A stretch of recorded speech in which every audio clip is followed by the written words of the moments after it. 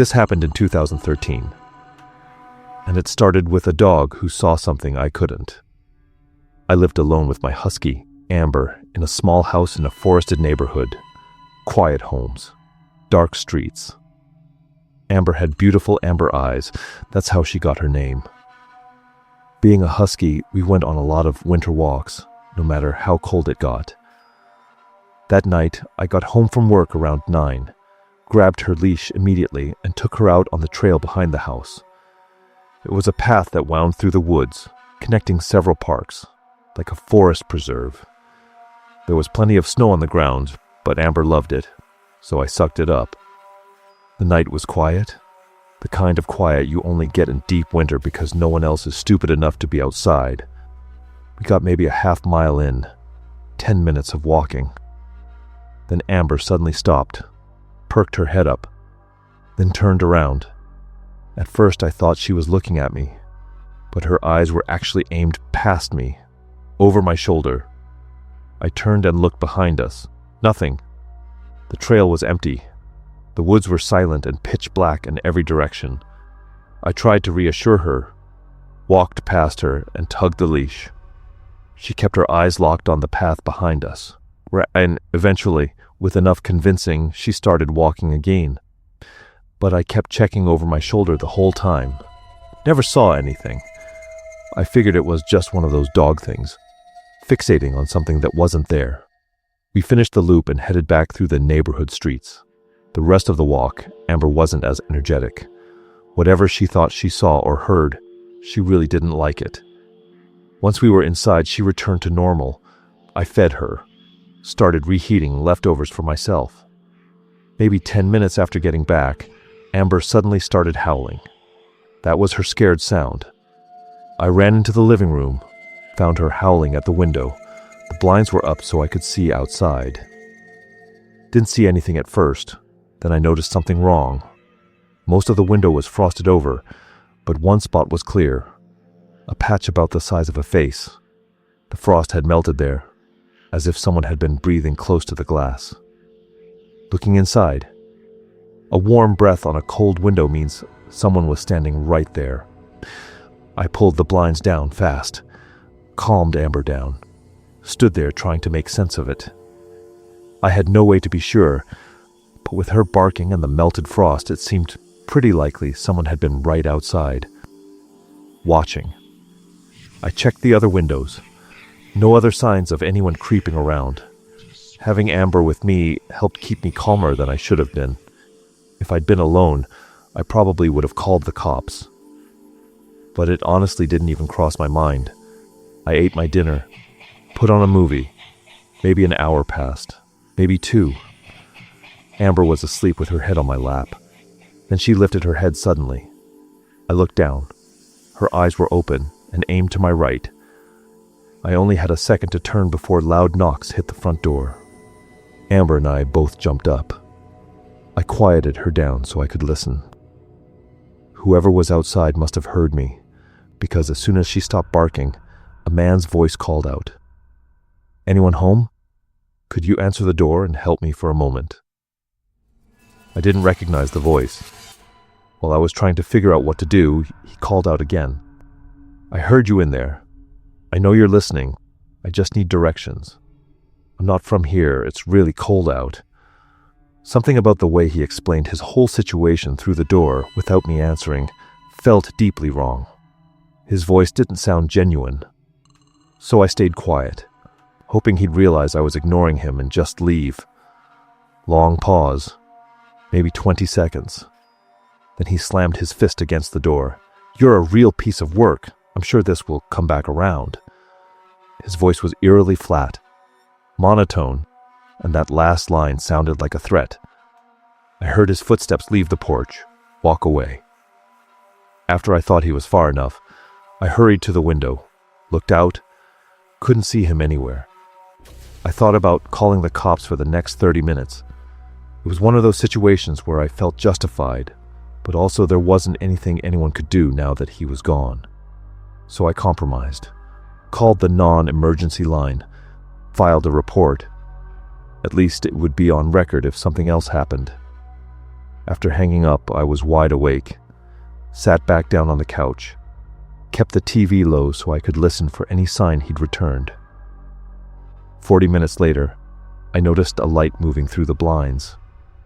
Then the sound of a car coming down the road. As it got closer, the lights suddenly shut off. I listened to the engine continue, slowly rolling. Then it stopped, right outside my house. I stayed frozen on the couch, praying it was someone else, that they'd leave. After a long minute, I got up, bent one of the blinds down just enough to see outside.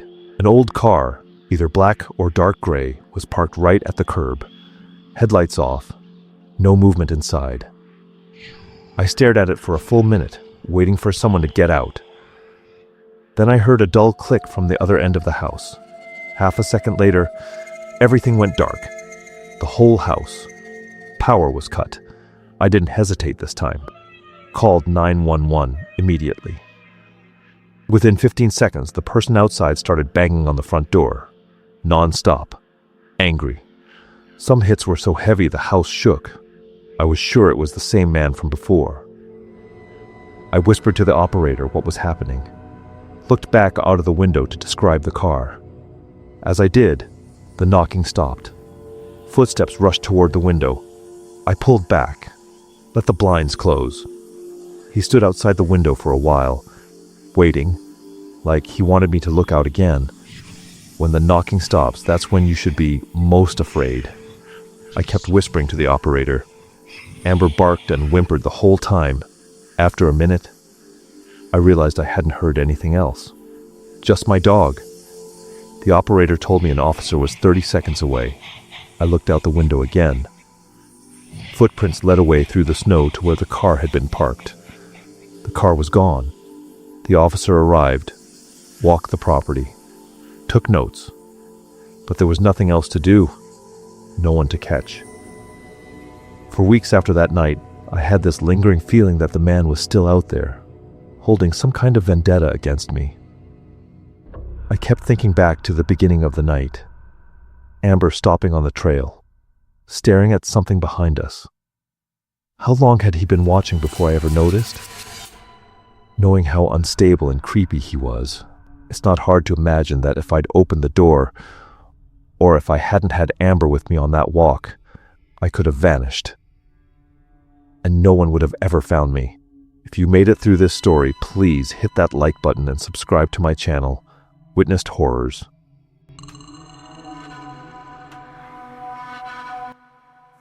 About 3 years ago, roughly a week before Christmas, I was living alone in a single-family house. Winters up north are brutal. That day, a blizzard dumped almost 3 feet of snow. I was grateful to be off work. I stayed inside the entire day. The storm got worse after sunset, but I was comfortable. Wrapped myself in blankets on the downstairs couch, watched TV, listened to the wind hammering the walls. Eventually, I drifted off, slept hard for maybe 2 or 3 hours. Then I jolted awake. For a second, I was disoriented. I thought I'd heard soft knocking, but it felt like part of a fading dream. Now that I was fully conscious, the house was silent. I told myself I imagined it. I sat up, decided I might as well go upstairs to bed, turned everything off, walked toward the staircase. But as I passed the front door, something stopped me. A feeling. A bad one. I told myself I should check, just in case. I looked through the peephole first. Snow or ice had clogged it. Couldn't see anything. So I opened the door. No one was there. But the snow told a different story. The drifts were so deep there weren't clear footprints. Instead, someone had dragged their legs through the powder. A trench leading right to my doorstep. Then the same trail heading back out into the whiteout. Conditions were zero visibility. Past the porch, maybe 5 feet, I couldn't see anything. Not the street, not the neighbor's house. If whoever made those tracks was still out there, still watching, I had no way of knowing. I closed the door, locked it. My heart was pounding, but my first thought was charitable, honestly. Maybe someone got lost in the storm. going door to door looking for help. Why else would anyone be out there in the middle of a blizzard? And since they were already gone, I figured they'd moved on to the next house. I didn't know what else to do. I went upstairs, got in bed. Took a while to fall back asleep. This time I didn't wake up abruptly. The way I woke up was much worse. I was freezing, shivering uncontrollably, so cold I could see my own breath in the bedroom. I whispered, "What the hell?" because nothing made sense. All the windows were closed. I'd had the heat on all day, never touched the thermostat. Something was very wrong. I checked my phone. Only 2 hours had passed since I went to bed. I got up and walked into the hallway. Same freezing temperature. It had to be below zero outside, but inside felt like 20 degrees. Painfully cold. I'd heard too many horror stories, so as I walked downstairs, I half expected to find the front door wide open. Wet footprints everywhere. Signs of a break-in. But the door was closed. No tracks. Nothing obvious. The coldest house in winter isn't from a broken furnace. It's from someone who wants you to wake up. I hurried to the thermostat in the front hallway, stared at it. The physical dial had been switched to off. I was absolutely certain I hadn't done that. And the digital screen wouldn't even power on. Every possibility raced through my head. If this was an intruder, where were they hiding? And why mess with the heat? I was scared, unsure whether to search the house myself or just call the police. It sounds stupid now, but I knew if I called and no one was there, I'd look insane. I decided to at least go back upstairs and grab my phone. Started walking toward the staircase. Just as I reached the bottom step, I heard a sound behind me. I knew that noise instantly. The couch. It always made that same squeak whenever someone shifted their weight on it. I froze, then turned around. Took a few steps, just enough to lean my body around the corner and look into the living room. What I saw was the most disturbing image I've never been able to forget. There was a man sitting on the couch, facing forward, but his head was twisted around, looking directly at me. It was dark, but I could see his eyes. Wide, lifeless. And he was smiling. Not some huge grin.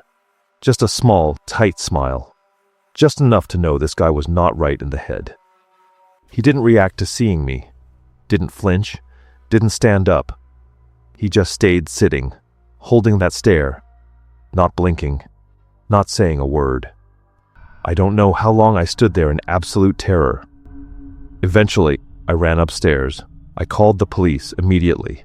Locked myself in the bedroom. Less than 30 seconds later, I heard footsteps coming up the stairs, then down the hallway. I saw his shadow move right behind the bedroom door. He knocked 3 times, slowly, deliberately, like he was taunting me. Then his footsteps retreated back toward the stairs. Silence. What made it so terrifying was that this guy clearly wasn't normal. I had no idea what he was going to do next. The smile is worse than any scream. I stayed locked in that freezing room for almost 20 minutes before the police arrived. The man was already gone. No fresh tracks in the snow. The cops thought he left through the front door, same way he probably got in.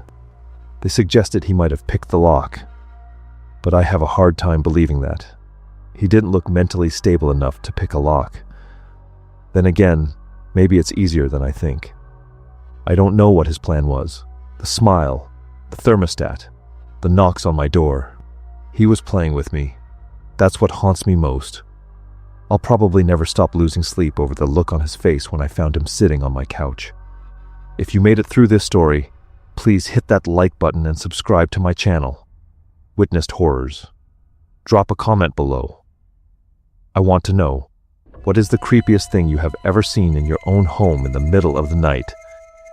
Stay safe, and always lock your doors.